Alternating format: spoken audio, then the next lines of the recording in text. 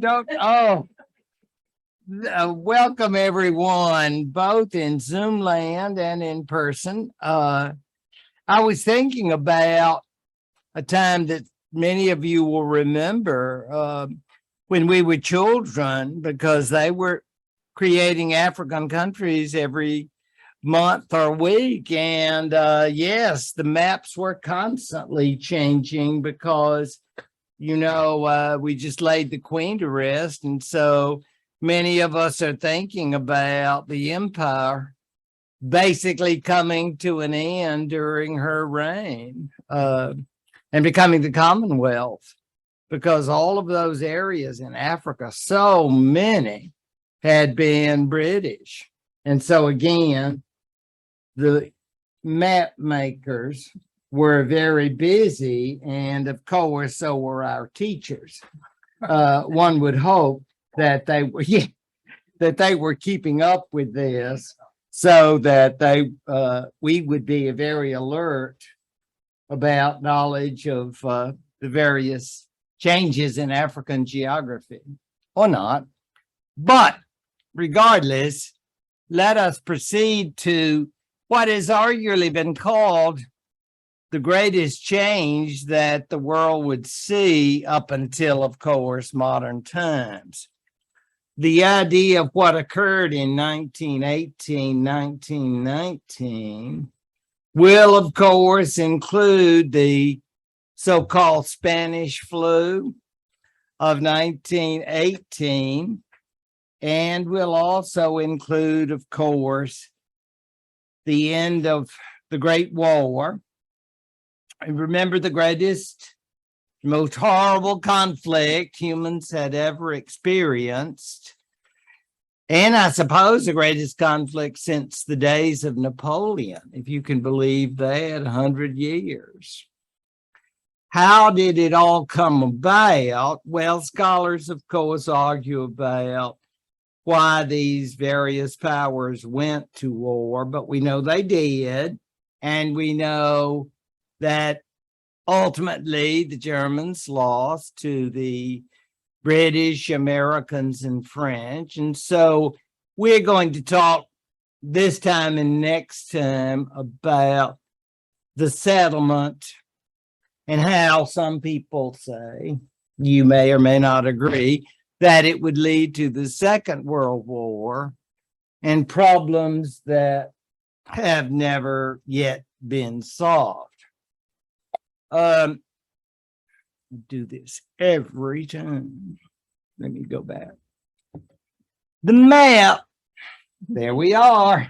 Maps, cartography is always with us. But let me make sure that everybody gets, and it really is something you have to look at. It just blows your mind, or it does me, to think of 4 empires gone. The Austro-Hungarian. But as we saw last time, we always remember when we talk about the Austro-Hungarian Empire, it hadn't been around that long. Remember, that had been created in the 1860s. So we don't want to overdo that. The Habsburgs, now, hey, that family dynasty had been rulers for a long time. And I'm sure they were going to be really sad about the loss of their empire. And of course, the Russian Empire, which had already disappeared, and more of that soon enough. Then there is the German Empire, which obviously, I always like to say, it looks like they've been on a serious diet, doesn't it? When you look at that. And then the transformation of the Ottoman Empire. The Ottoman Empire being especially interesting because when you think of all the territories the Turks controlled, and they had already lost much of the European part of the Ottoman Empire, and now they lose the rest. The changeover with the red and green will indicate to you that those various parts that are in green represent change. And you think, and you see there's Ireland. So way over there, but you see the rest of the West pretty much intact. I think the Belgians got a little border country, like getting Lynette or something like that, which is a nice thing to get. I'm sure the Georgians covered it, but yes, you understand that. But basically just that little part, and then these territories. And maps, of course, are always wonderful for making everything seem clean and neat. And we, of course, know that that is not true. But it's definitely something that is very different. And we never forget, because it is going on right now as I speak, Ukraine, or as I finally taught myself to say Ukraine instead of the Ukraine. It took me a lot of practice because I said the Ukraine most of my life, and suddenly Ukraine. But I thought it was interesting to show you that map because you can see a separate Ukraine, and it's not going to be there for long. Yeah. So this is just a temporary phenomenon, really, because look at what we're calling it. We're calling it Soviet Russia. And you say, what? What about my USSR? Oh, it's coming. Don't you worry. But it's not here yet. So these areas like Ukraine are what we used to call Belarus. See, that's north of Ukraine, and these people are just running around in the fens and the lights. We're free, this is our country, yay. Well, that's when this map, but that is not obviously going to last. Things are going to change. Okay. I chose a different picture simply because we often see the photograph outside the palace where they met. So here the so-called big four, as opposed to the big three, as opposed to the big five, depending on whom you read and who you want to know about. And I'm sure, as they always say at those dinners, the person who needs no introduction, but I will do it anyway. The one on the right, the university president, Princeton, governor of New Jersey, and president Woodrow Wilson, of whom much is said nowadays. And next to him, the host, at his own insistence. I mean, who wouldn't want to meet in Paris? Well, a lot of people other than the French did not want to meet in Paris, believe it or not. They said it's just a little too much here. Let's meet somewhere that's a little calmer, a little more sedate, somewhere. Now, I'm sure they wanted nice accommodations. It wasn't that.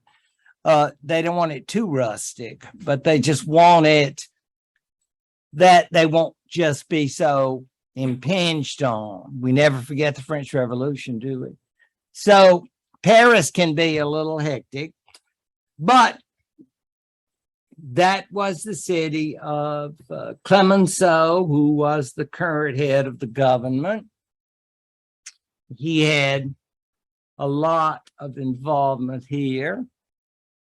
Then we have David Lloyd George, a Welshman, who is currently British Prime Minister. I think it's very interesting when you think of Clemenceau and Lloyd George, because Wilson had actually been in authority longer than either one of them. They came during World War I. I mean, about 1917. Yeah, Wilson had been around since 1913 as president.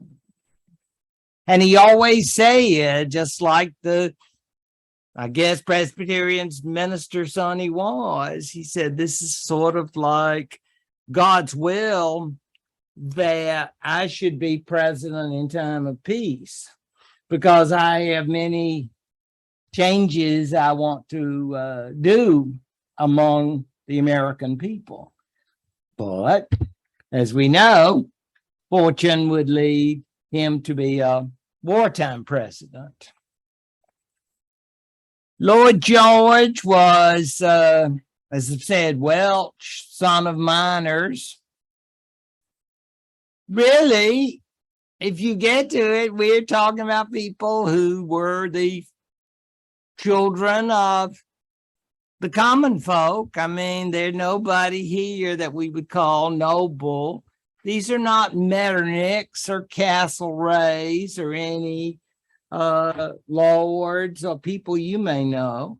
But Sir Frank here, I mean, these are sort of little d Democrats. I mean, as far as being common people.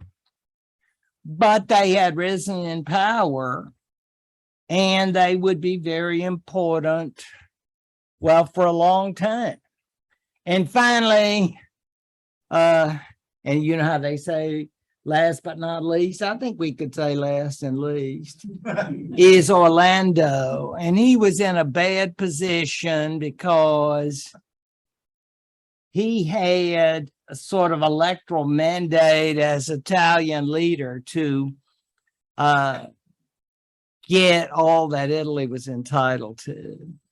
And it's like, when you have children and it's getting towards Christmas and you have to say, now, mommy and daddy may be on a budget. And so we may need to cut that list back a little bit, because I know you're good and Santa loves you, and the usual propaganda. But basically, you got to cut it out. And the Italians are laying it on. And I don't think sometimes the American Wilson, especially, and Lloyd George and Clemenceau, appreciated Orlando because, of course, Americans, we were saying we're there because it's the right thing to do. We're there not for territory, because we are for freedom, justice, and the American way. And so, but the others are like rubbing it. They want land. And no one is worse than the Italians. No one. And you think, really? After you lost virtually everything you were in? So he said, oh, all the sons of Italy, you're dying, blah, blah, blah. So there is that. And at times he would get very passionate, Orlando, and he actually left.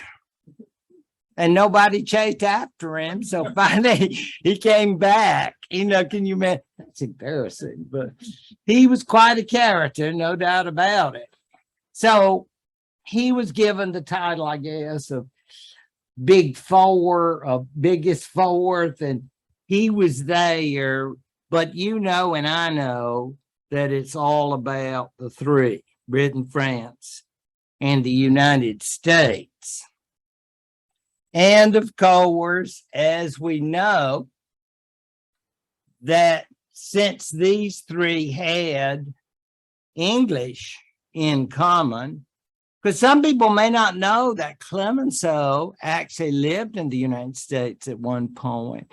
His career was as a journalist, and he reported on the American Civil War. So he came over here and he was actually married to an American. That blew my mind. I mean, it wasn't a good marriage, but they were married. And so it didn't.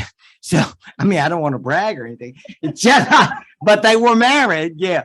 They had the license. And by this point, that was long over. And now he had one thought in mind. And it has two letters, GG, get Germany. I mean, it's like morning, night. It's like, that is the determination. And of course, he always had to deal with Wilson, whom he disliked. I don't want to go further hatred, but just disliked intently because of he didn't feel that Wilson had the best interests of France in mind. So this may not be easy to read, but everybody knows those 14 points. And I thought I would just put those out there because you often wonder, everybody knows number 14, but then you're thinking, you know, at a party or something, people might ask, and then you get them all right, and you can do them in order. You know, you'll impress the crowd. There are not that many who can do that. But seriously, it's amazing when you actually look at, and we do have time for me to explain them to you so that I can elaborate a bit.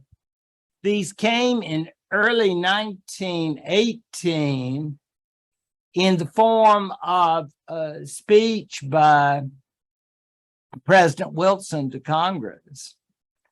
And when you read them, you're aware, of course, that the United States, had not been in the war all that long. And this is the kind of statement that the Germans may readily have found very appealing. The British and the French, who wanted more and more from us, may not have liked some of these, but they kept their mouths shut because we had, shall we say, funding for them if they behaved. And we had, as I was talking about last week with someone, we had troops for them. So they were more or less playing along. Oh, well, that's really interesting. You know how you do when you don't necessarily want to agree with somebody, but you just say, yeah, huh. That's one way to look at it, you know, that kind of thing. I think there was a lot of that, and particularly in this case. And this is kind of like Woodrow Wilson's dream list as far as it goes. So, number one, no more secret agreements. You naughty British, French, and Italians. You were having those secret deals. But we're Americans, and we don't like that. We think all agreements ought to be in the public, publish them, tweet them, send them to Facebook. I don't know. But the idea being, most diplomats back in that day, agreements were hush hush. How do you think they got those Italians in the war? They kept saying, what do you want? You want to win, babe? I hate to tell you this, people gamble. Yes. I know you're too nice to know about that, but there are people who do this. And I'm thinking there's a lot of gambling. And the British and the French go to the Italians. I think they had some sort of meeting in London. Not a bad place to meet. And they said, you want some land? You come into war and help us beat those Austrians. You're going to get, and they're going, see. Well, I mean, it's like, that's exactly the way it happened. There was a secret treaty providing that if the Italians came in the war, they would get all this Italian-speaking land, which was in the Austrian Empire. And you say, oh, how crude, how distasteful. Well, that's a D for the Purity Club, but that's the way it worked in the real politics. So they wanted to get those Italians in. I'm sure they wondered later on why, but because that was not a particularly outstanding war record, but it seemed like a good idea at the time, isn't that what they say? So that was in 1915. Okay, free trade, classical liberals, no more tariffs bad. So we're going to have free trade, and then everybody can get along. Oh, and disarmament, number 4. Yes, we love, go Big D. Disarmament, yeah. Again, many of these will sound classically liberal, and they should, because that's what could be possibly wrong with disarmament, particularly if it's German disarmament. And maybe later we can talk about our disarmament, but right now let's just focus on the Germans. Why focus on the Germans? Because they lost, we won. So it's their disarmament right now, even though, you know, it says we'll all disarm. Yeah, right. Okay, number 5, claims of colonial lands will be fair. Okay, what does that mean? Just leave that to your own judgment. 6, Russia will be allowed to determine its own form of government. Again, this can often raise many questions as answers, because at a particular time, beginning of 1918, you remember the Bolsheviks, followers of Lenin, were just trying to establish themselves. So they're saying, yeah, whatever they'll be comfortable with. We just want the Germans out. More about that soon. We want them out of Belgium. Belgium will be independent. France will regain all lost territory. Hello, Alsace-Lorraine. Italy, number 9. Finally, Orlando says, you get around to us. See, number 9, the border of Italy was established. So all Italians will be in Italy. You can make all these statements, and nobody's going to come up. Mr. President, do you understand? Do you really get that, what that means? You think we can really do that? He didn't want to do all the, we'd say, homework. He just wanted these sort of principles, these great principles, because he was the kind of person who thought that way. And this is number 10 is just strange. Austria-Hungary would be allowed to continue to be an independent country. What does that mean? Well, number 11, Serbia, Montenegro, and Romania will become independent countries. Okay, the Ottoman Empire will have their own country. Again, questions. 12. Well, we mentioned Ottoman Empire. 13. Go Poland. No Czechoslovakia, but Poland. They get their own point. Yes. A lot of Polish voters in Chicago, I've heard. Not that he had any more elections, thank goodness, but maybe he thought he would be a third termer. And then finally, the Wilsonian dream, number 14, the League of Nations. And they said he chose the word league deliberately because he saw the idea of the covenant between the creator and the countries as atonement for the sin of the Great War.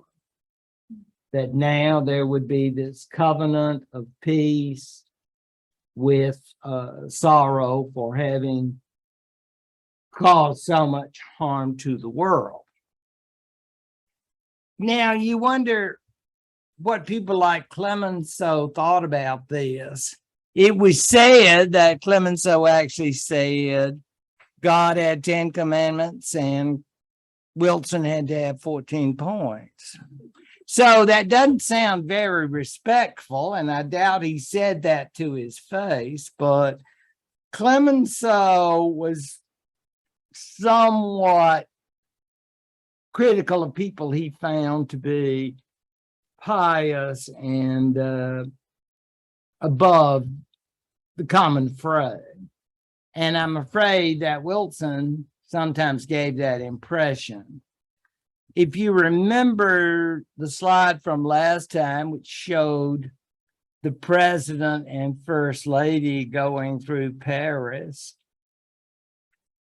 you know, on a sort of triumphal tour, and he had been through London and he had been through Rome. And everywhere he went, he was greeted as a demigod.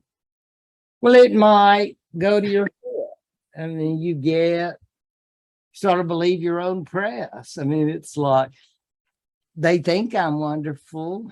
I guess this is the way mom and dad said this about me.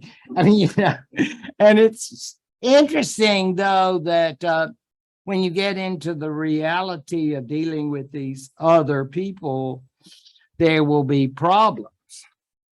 And of course, if you keep reading the paper, sometimes those poll ratings will bring you down and make you sad. But he always believed, Wilson, and this will be up through 1920, 21, that he represented the people with sayings like victory without peace and peace without victory, basically that we can establish a new kind of world after the Great War, and it will be very, very different. How well he did that is another matter. But by the next generation, as a matter of fact, it was the year 1944, a film came out. Forget who played the part of Woodrow Wilson, but great actors of the day. And, you know, it basically portrayed him as a martyr to the cause of world peace. And so in various cases, we understand that this is one of the great statements of his ideology. Whether or not we accept him as a hero now is, of course, another matter altogether. But the 14 points are very important, and he would insist. And because he represented the United States, he did have a lot of clout. So he would say, now, let's remember the League of Nations, because, you know, people will sort of talk, I want this, I want that, you know, people can get. And he says, but remember the League of Nations. And they go, oh, okay, you know, like a group of children. He always comes back to that idea.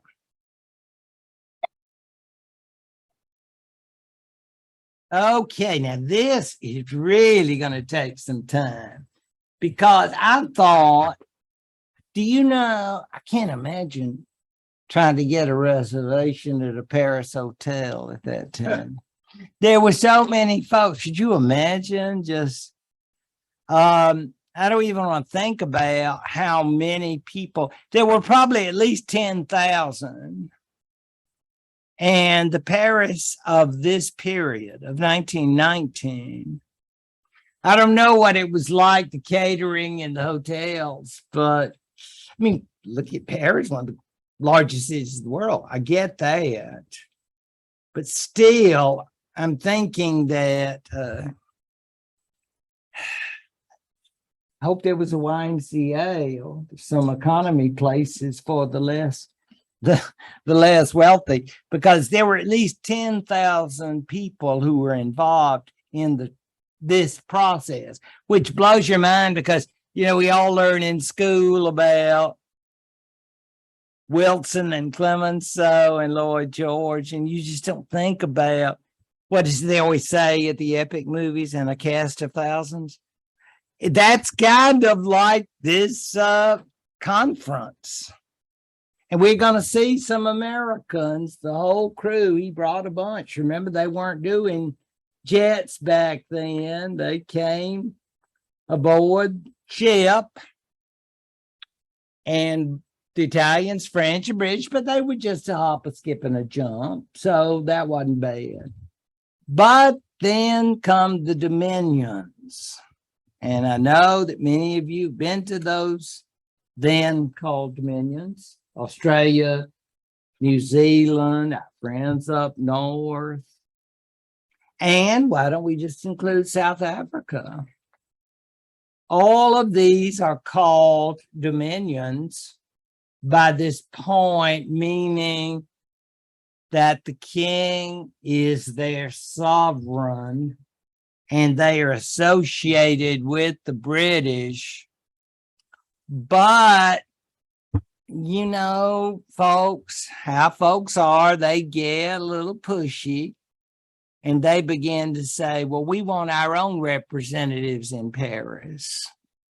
And of course, I guess the British are probably saying, but we could do it. We love you. We care about you. Well, I'm sure they wouldn't say that, but we care about you very much. And we'll do all the representing. So y'all can just stay in Sydney or Toronto, and we'll give you updates. We'll send you updates. No. They're already getting a little feisty, these dominions. So you got Canadians there, and you got New Zealanders, and all the rest. And it's interesting because sometimes they will come out, well, we want this or we want that. So they can be, shall we say, troubling. Because remember, they were there with His Majesty back in 1914. They didn't wait like the Americans, because the Americans didn't come in until 1917, but these folks had been there. I mean, in significant numbers very early on. So that said, who else? Well, of course, number one, Czechs. And representatives of the Czech people were there in droves, and they were there, well, not literally, but they and quite verbal, I suspect, expressing their desire for their rights and their own territory. And just as their colleagues, the Poles, were there. I didn't say friends, did I? But I did say colleagues. And oh God, then here come the Serbs, here come the Croats, all these people, and it's overwhelming. You know, they say, we want to see you, we'll work you in, like if you need an appointment. I'm sure it was like that because everybody has a different story. Because, you know,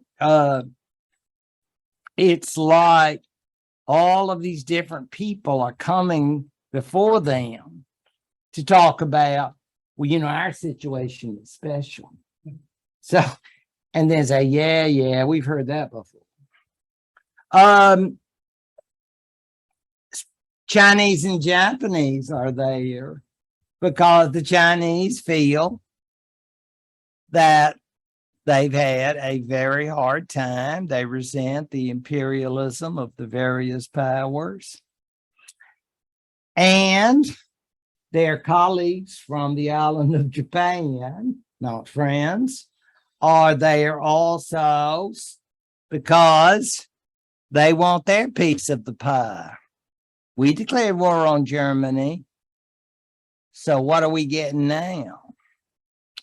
and representatives of other Asian people, like a certain Ho Chi Minh.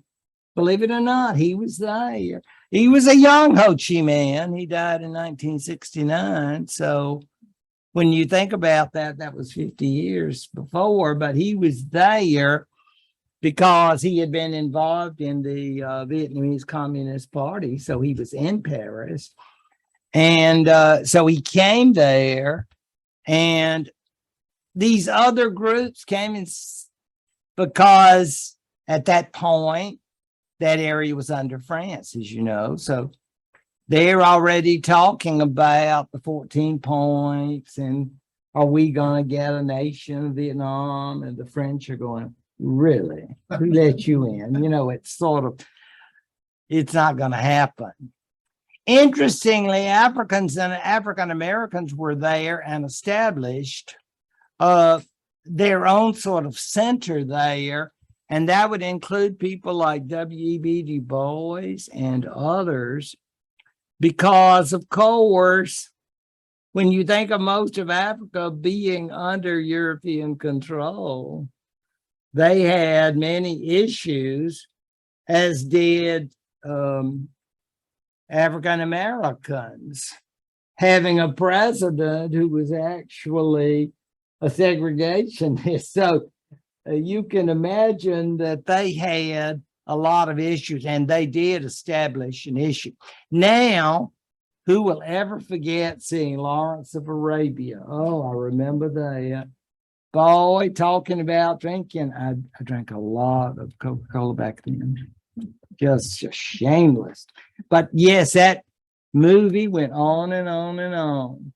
And the story of the Arabs and Lawrence and all of that is a fascinating one. And he was there with them, Colonel Lawrence, sometimes still wearing his Arab garb to show, I guess, his sympathy. And of course, they were there to say, but you promised us that we were going to get our own homeland. And there was already an understanding that maybe they had been a bit betrayed in terms of their Arab cause. That is to say, Arabs separating from the Ottoman Empire and the British, French promises that it's going to be a whole new world once we beat up on those Turks. We're counting on you to be right there. And of course, as we're going to see, the matter of Zionism. And so Jewish people are there from virtually all parts of Europe and America to make sure that British, Americans, and French held up the cause. Now, I know that I am not listing every special interest group that was there. And you can imagine that while they were there, they probably had a lot of time to go on tours and have nice trips, because I don't think every minute of their time in Paris, they were getting a lot of attention. I'm just telling you because I just think it's interesting. All of these special interest groups, and you're thinking about Woodrow Wilson and some of the people sit around and say, League of Nations, League of Nations. Oh, well, thanks for y'all coming by here. I mean, you know, it's like you have like two minds. One focus on what you want, and then another on them, and maps all around. You talk about some serious stress. By the way, my sense is, from what I've read, that Edith Galt Wilson, his wife, was the chief advisor. And if you've read books about her, you know that she was very powerful indeed, living until 1956. So very interesting figure. Now, if you are what we call a loser, because that's ugly to call somebody a loser. So we don't do that anymore. But, everybody's a winner, get an award, you tried, so we love you. But after World War I, there were clearly going to be losers and winners. And that's interesting because those of you remember, well, you don't remember, but you've read about when you were in school, the Congress of Vienna in 1815. And the Congress of Vienna, the representatives of France came. And you say, well, that's mighty big of you to have us there. And he said, oh, no, we're glad to have you. Welcome, Talleyrand, who was the representative. It's like, yeah, France lost, but you're part of our big European family. So let's all work together. We are the world. We are, that kind of thing. That does not occur now. Believe me, you losers stay away until we tell you. You can just go back. You lost. And it is a very, very difficult time. They are putting the Germans in a position that they simply have to wait until the treaties are determined, and then they are summoned there and provided copies with the treaty, and they can have their rebuttal. Not that we're necessarily going to do anything about it. And meanwhile, there is that famous blockade that will more or less try to prevent the Germans, in case the Germans get irritated and say, well, we just start the war back. Well, they've pretty well taken that out of the discussion area by almost starving the people to death. So this does not include Germans, Austrians, Hungarians, and Bulgarians. All of these are now more or less told to wait your turn, and then you can come to Paris. But you got to pay for your own tickets by train. I don't think that would be compliments of the Allies. No, that's not part of our budget. And this could include the Turks as well. But the interesting thing about the Turks, the Ottoman Empire, is that they go through 2 or 3 treaties before they finally get to a treaty that will last. The reason being that the Sultan's government of the old Ottoman Empire will hold up for a long time before it finally collapses.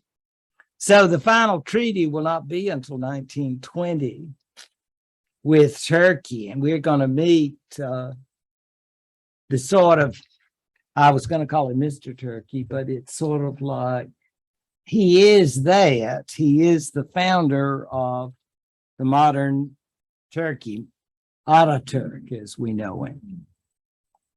And then finally, yes, sir.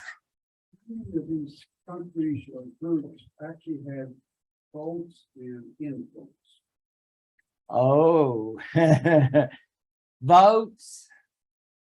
I'm thinking it's always the big 3. I think when they finally got to a treaty, they were allowed.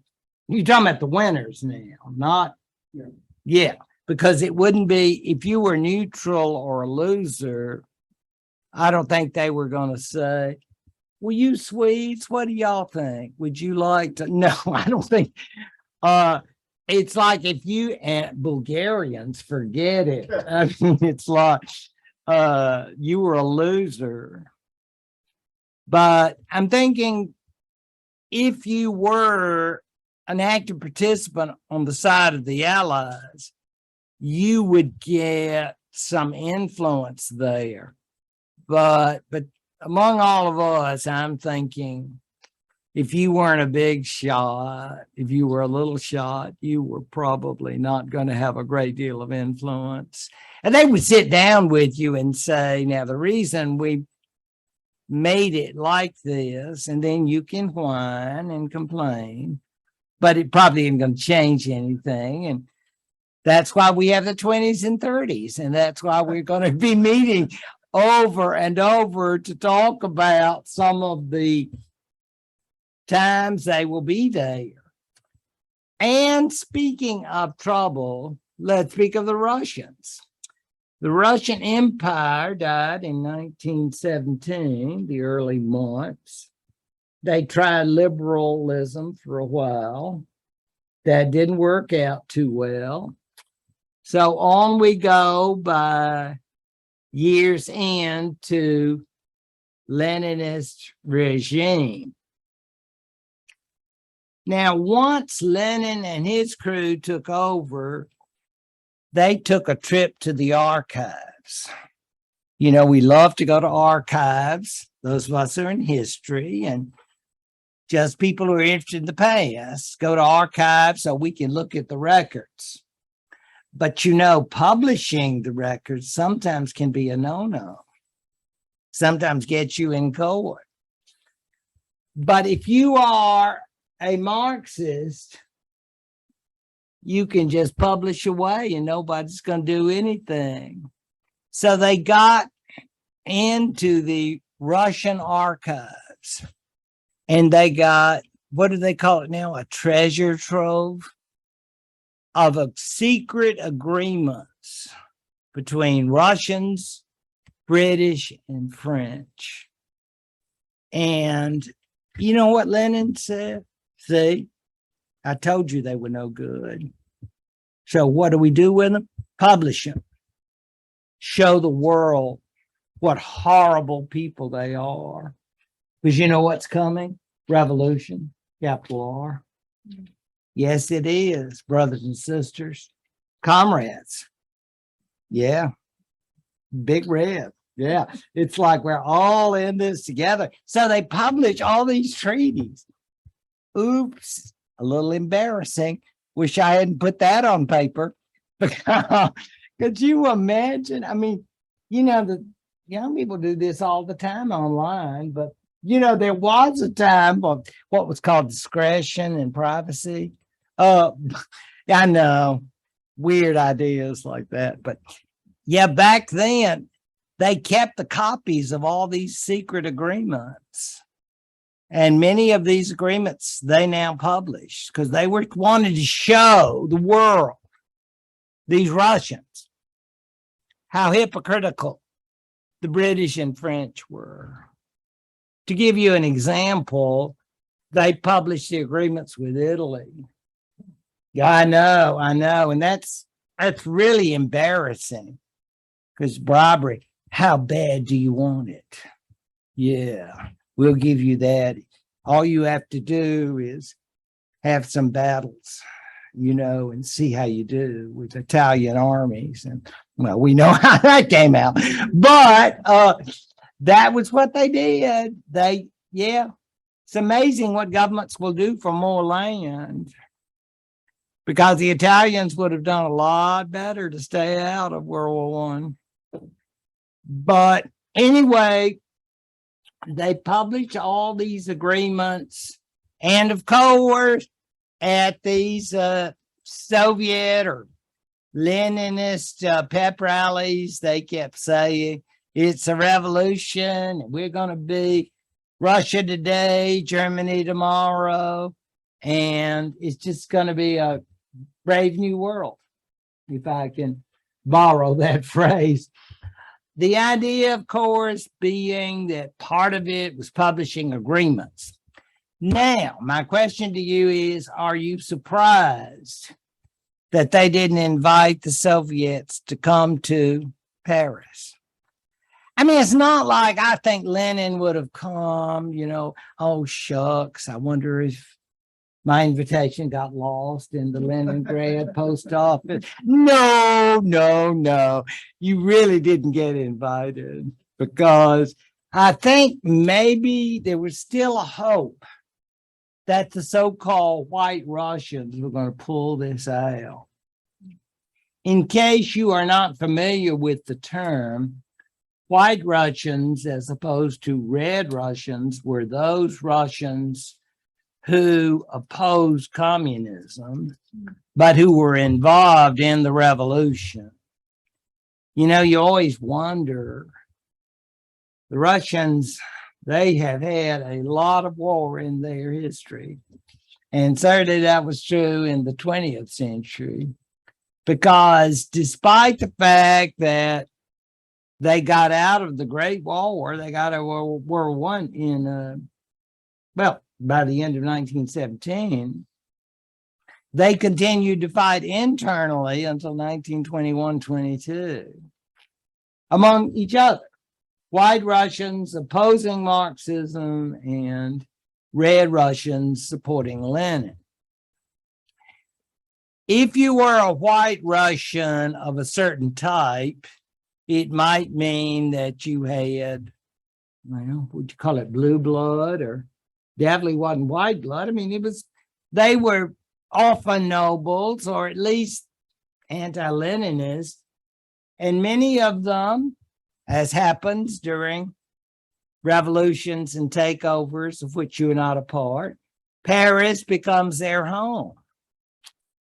So they had moved to Paris. I'm not saying it's necessarily a comfortable life. They might have been on some sort of retirement fund, but the idea is they are around, and maybe, and I'm saying this maybe, Wilson and the others had some idea of supporting them. Because, I mean, this is like one more project. You know, it's like this whole Russian thing. You say, don't they have enough on their plate? Yes, because, I mean, remember, this whole thing is gonna go from January to June, and we've got a full agenda. Wilson is gone for a full month back to Washington to deal. He has a country to run, and they never tell his vice president anything. A man named Thomas Marshall. Another story, but we'll let that go. I can control myself. But the main thing is to understand every day has to, I don't know how they really did it, except got a great staff, and we know what we believe. And in the case of Wilson, when we believe it, it's true. And if you don't believe it, too bad about you. Okay. So, because I'm not wrong. Yeah. And you just.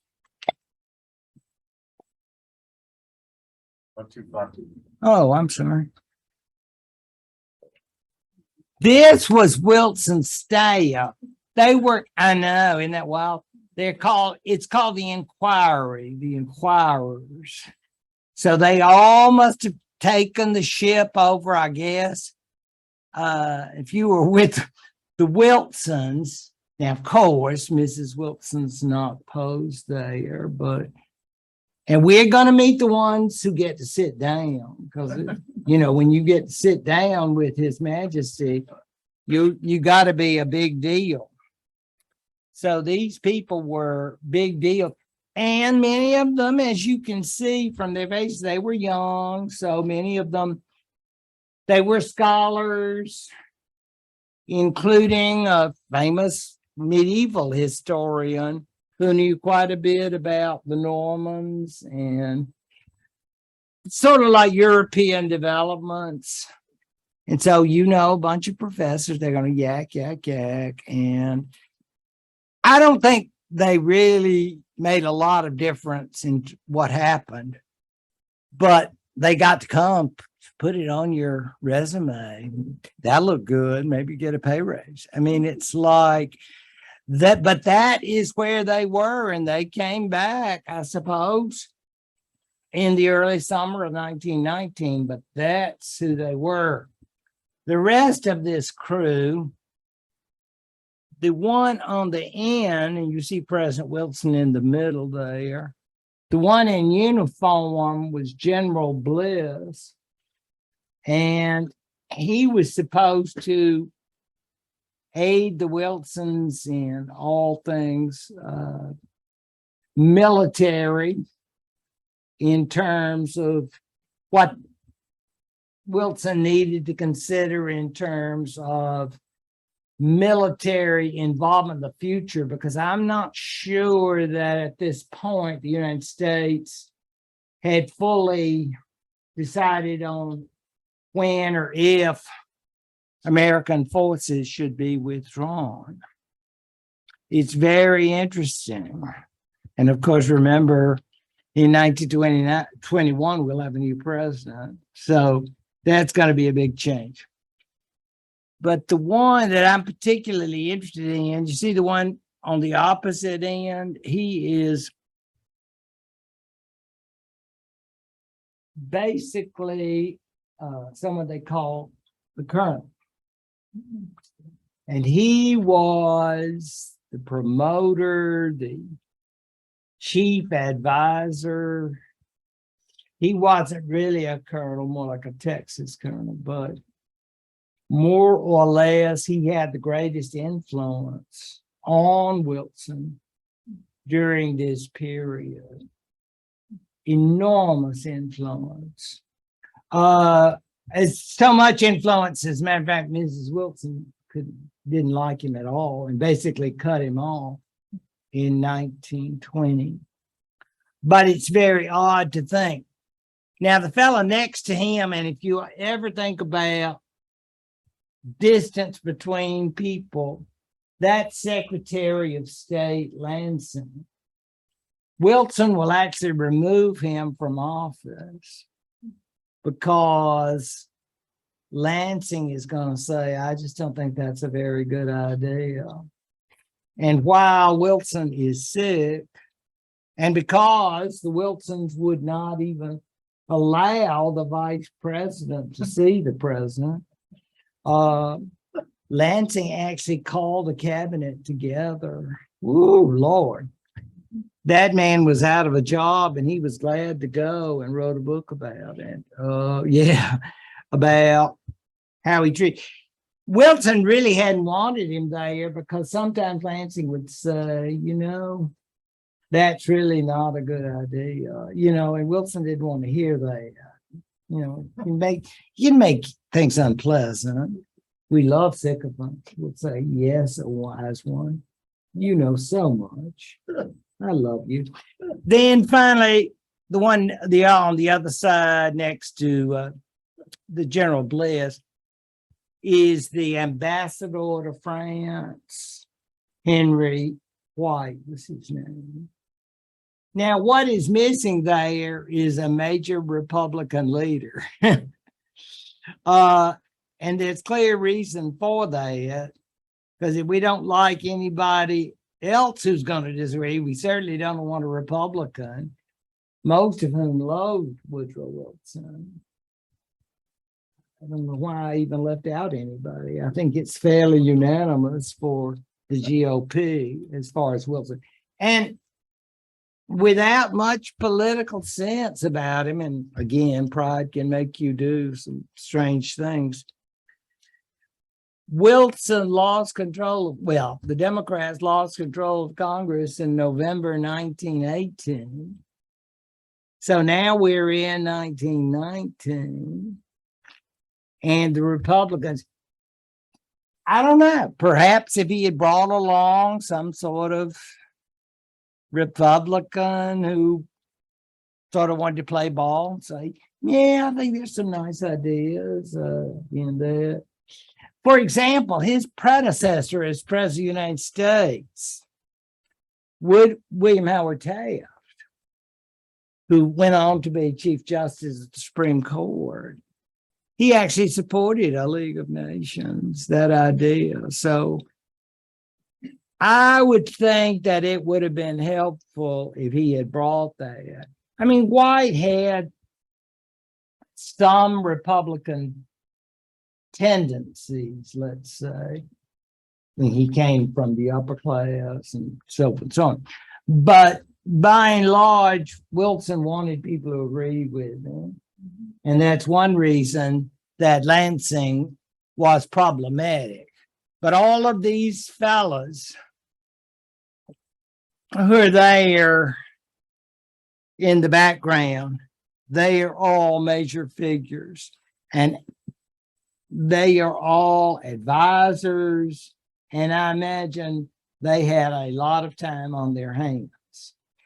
I mean, they had projects to do. I don't mean they, but if you had gone up and said, Mr. Wilson, could we have a meeting? I want to talk to you about Serbia and Croatia. Would you like to discuss that? Maybe I'm thinking, put it in a paragraph or two and drop it off to my staff. I don't think you're going to get any, what do you call it, FaceTime or whatever they say. I don't think it's likely that these people had a lot of time. Maybe on the ship, they got to do shuffleboard with Wilson. His health was still good then. He and Edith Galt Wilson, but yeah, in any event, this picture of the staff has sort of fascinated me because I got interested in knowing how many people were there and representing the various countries. But this is the American team. And when Wilson left in June, many of them went with him. The staff stayed until the end of the year. That is, the whole people, because they weren't going to stay forever. They weren't just going to say, well, we want to make sure all of these projects are completed. I think they'd had enough. And in fact, since we did not agree to the League of Nations, the United States would, in fact, sign a separate treaty with the Germans in 1921. Very tragic situation. But if there's somebody in the top row you recognize, someone who died in Mexico in 1940, that's your hint. That's your big hint. You ran into an ice pick. Yes, which is in a museum in Washington, D.C. It's like a museum of assassinations or Spy museum. Yeah. Isn't that amazing? Have you ever been there? I've seen it, but I haven't.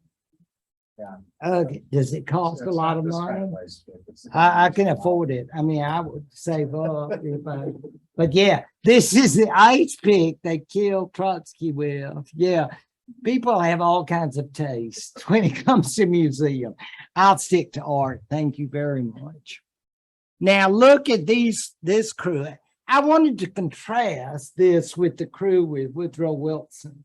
Do you think this looks like people that President Wilson would like to be with? No, because these people would like, was it Marx and Engels' greatest hits or something like that? I'm thinking, it's like these people were seriously read. And if you are thinking about the last days of the German Empire, you're thinking about this. This will be very, very important for the future because the Soviet Union, and see, I put Bolsheviks in red, just get the symbolism there, red. Yeah, I know. I try to think of everything. These Bolsheviks, these Marxists, are people who, by and large, have taken over the Soviet government, not from the Tsar, but from these liberals who want the Western type tradition with the Duma and all that. No, we are going to go with Marx, Engels, Lenin. So when the Germans get way over into the Russian Empire, the Soviets are going to say, peace. And why peace? Because you people are going down. But for now, according to Marx's belief, since the revolution is coming anyway, why should we have any more war? Because you'll be destroyed. Because you're hateful exploiters of the people.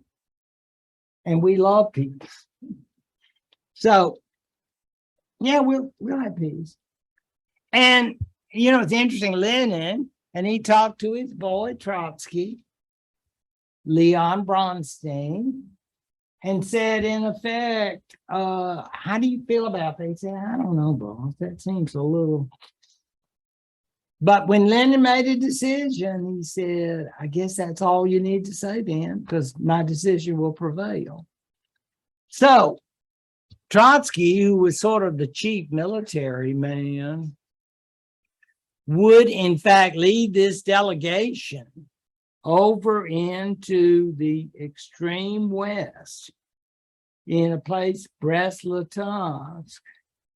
And with this delegation, which I'm sure blew the mind of the Germans, because you can imagine all these German generals. Did you see the woman? She was a terrorist and assassinated. Oh yeah, she was not. You're like, peace. I don't think she was no flower child. But I think this was kind of early 1918. So I don't think if you were there in the, well, I'm cold thinking about it. Yeah, I don't think it was at all nice weather. But the Germans were not there for nice weather or hang out with communists, because the Russians were there to surrender. And we don't mean this in any kind of ecumenical way or like, we're sorry we had to have this war. The Germans said, you're losers, we're winners. And I guess the Soviets said, well, you may think so now, because I don't think the Soviets were nice about it. I mean, they were probably trying to be convivial. I mean, listen, do you know the last assassination I did? It was great. We had the best one. He was a noble and shot him dead, and it was wonderful to watch him go down. I mean, you know, all these Germans are going, you know, it's like they don't like it. But it must have been really weird. And I'm sure they both wanted to get out of there as fast as they could. It's not like, oh, let's hang out and compare war notes and see. We love to hear about communism. The Germans, and remember, this is early 1918. And of course, I can read your mind. November the 11th, 1918. That's what you're thinking of. What a mind. What a mind. Yes, the surrender. Yeah, see, it's there. I just had to bring it out. And it was hidden away there in your golden treasury of days. November the 11th, 1918. So it's kind of interesting, isn't it? How soon the armistice will come and the Germans surrender to the Allies. But not in early 1918. They're strutting around. We're the big stuff. And you're Eastern losers. And so the Treaty of Brest-Litovsk is very important, because I can promise you, the Germans never said to the Soviets, you know, you have all suffered enough. Let's just forget the past and let's just hope for a good time in the future. No, the Germans definitely intend to do well from their victory. I knew I had some Germans there. I wanted you to compare the Germans and the Soviets, because I just think it's such a scream, especially when they were dealing with the female communist. She was a recent convert. She'd been a social revolutionary assassin, but she got to come over with them. And I mean, these people, I mean, they're just the opposite of these German nobles, because most of these military leaders, you know, were from the German blue bloods. So if you can imagine dinner, what the dinner conversation would have been like.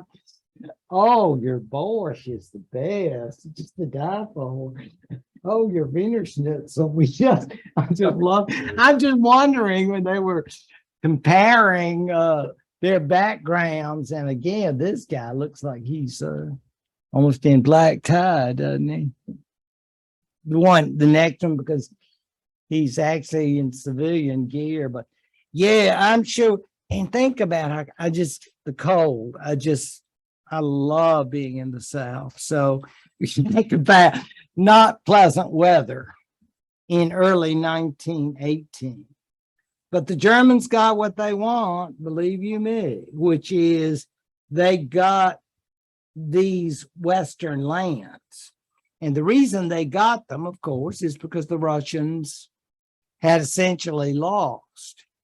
And B, because the Marxist teaching, and remember, this is their article of faith, that the day is going to come, like their judgment day. And when it comes, all of you people with those mustaches and those fancy uniforms, you're down. So don't you be parading around here acting like Mr. Big Stuff. And in that day, the people will rule. So it is very strange, but when they parted, which I'm sure was not soon enough for either group, in dear old Brest-Litovsk, which is in today, not even in Russia, it's either in Belarus or one of those former Soviet republics. And here you can see the area that it's in. Because I found this map to be very helpful. See Brest-Litovsk over there and Poland. And you are aware, because, as I say, the Russians have spent a lot of their history in conflict. So, no surprise here. Meanwhile, look at all of that area that would be taken away from the Germans, or by the Germans from Russia. Of course, it didn't last long, did it? Because once by the end of 1918, you don't think Britain and France is saying, "Oh, you all just keep it. I know you're doing such a good job. We don't want to interfere." Because basically anything the Germans had taken or acquired is now essentially taken away from them, because that's the way war is. It's not like we're going to share, nor is it a situation in which the Russians will be satisfied, because in addition, think of the Turks down there, and then we've got the Japanese, another old buddy of ours. And just everywhere you look, there is someone else who's going to be a problem. So it's not until about 1922 that we could say the Soviet government is firmly established. And our white Russians have all moved to Paris or New York, maybe, or somewhere, because they're not hanging around. Because it's not like, oh, let's just all learn to live together and enjoy our borscht together or something. No, that isn't going to happen. This is all going to be a question. And we all have thought, did anybody, or if you want to admit it, I'll admit it, did anyone used to say Kiev? God, thank you. I was afraid I was the only one.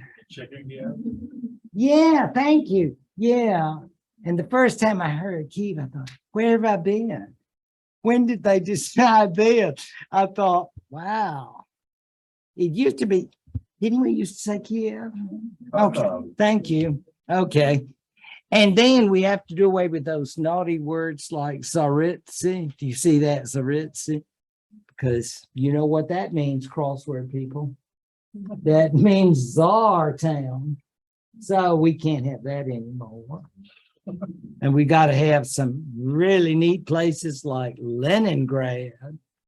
Used to be Petrograd, but Leningrad, and now, of course, it's back to St. Petersburg, which is funny, isn't it?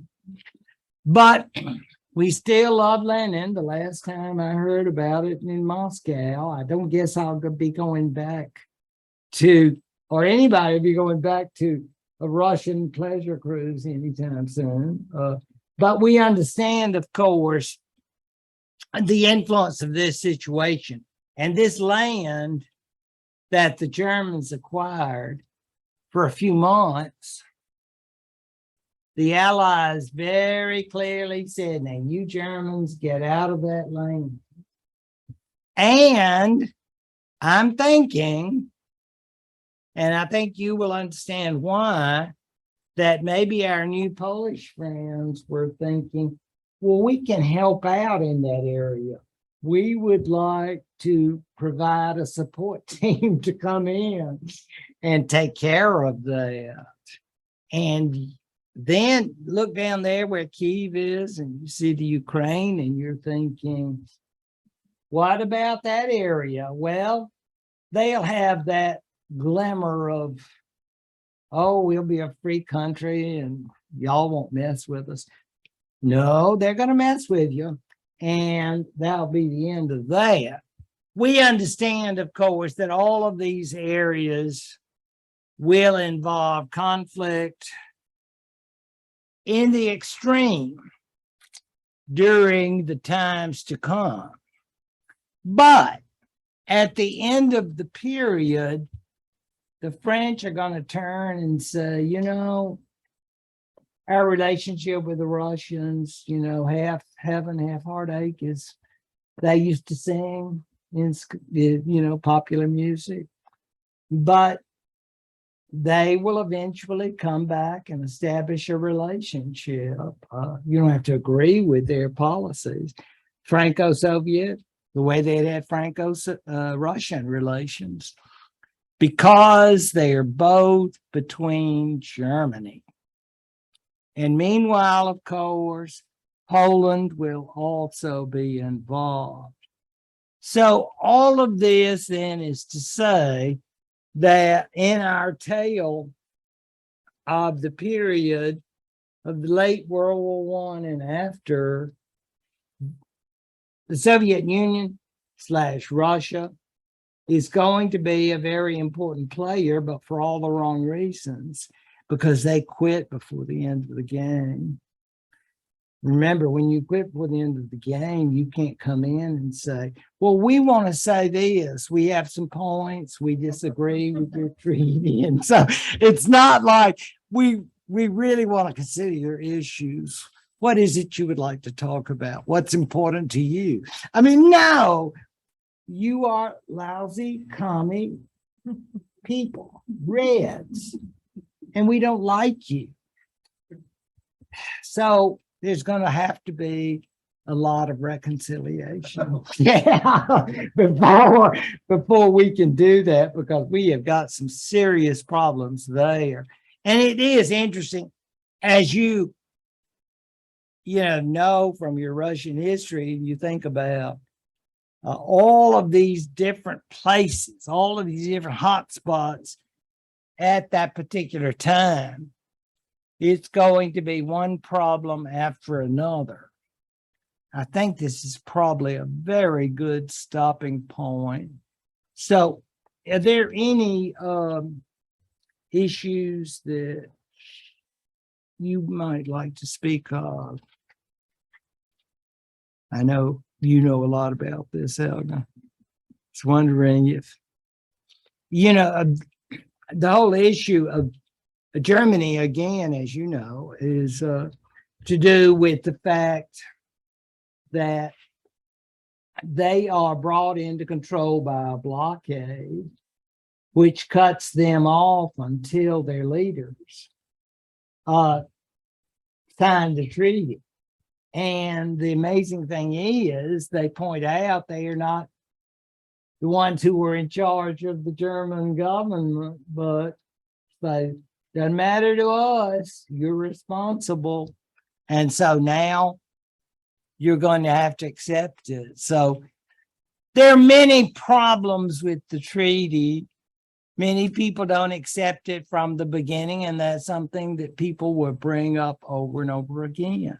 The idea, for example, that the German army never lost and was basically betrayed by the civilian government, and a host of other issues which will create problems for the future. But let's not get ahead of ourselves. I suppose in 1919, people were bright and optimistic. You know, we say that's why we don't know the future, and that's kind of good. That at that time, I guess, when the Wilsons were taking the ship back to America, because he was, as many of you know from reading about Wilson, you know about how he traveled around the country to try to sell the treaty against those nasty Republicans, and how he had to stop because of the stroke. And it is a very, very tragic situation all the way around. Even though, as you saw from the 14 points, it had a lot of high ideals and ways that the world could have been much better. And we are going to be talking quite a bit about that League of Nations, which has always fascinated me. And I'm sure you've been to Geneva, so you've seen where it was. Well, I look forward to seeing you all next week then, and I'll continue on this path. Thank you all very much. Thank you. Oh, no, and I want you to. And you can. How's it going?